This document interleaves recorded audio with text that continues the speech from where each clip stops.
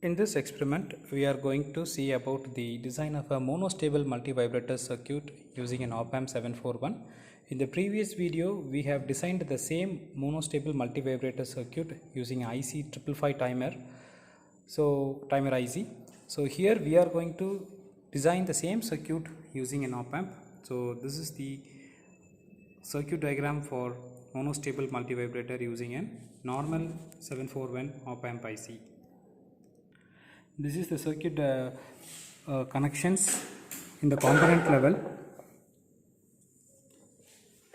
and we are going to use a normal dual regulated supply for giving plus biasing and minus biasing.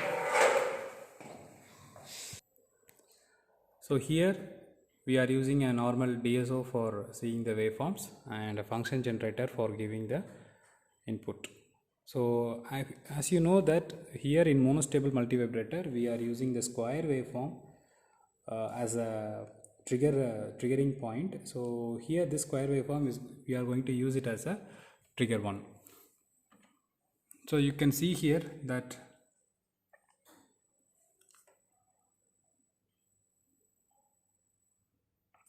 you can see the waveform that here you have a trigger,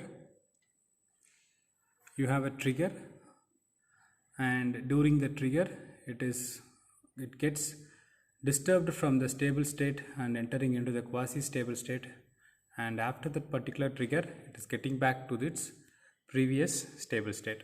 So this is what the same result we have discussed in the previous monostable multivibrator circuit using Opamp, using a 555 timer IC. Here using Opamp we are getting the same results.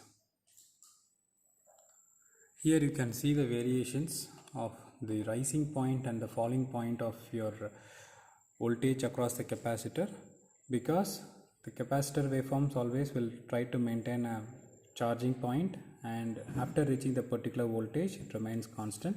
When it is getting cut off, it will be getting discharged to its previous value. Then regarding the measurements, you can see that channel 2 as the source, so we are measuring it as the frequency.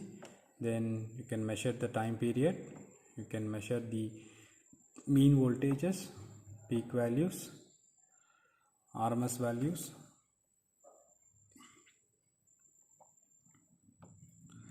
rise time, so this and all is very important, and then fall time. So that's all for design of monostable multivibrator circuit using an Opamp. Thank you.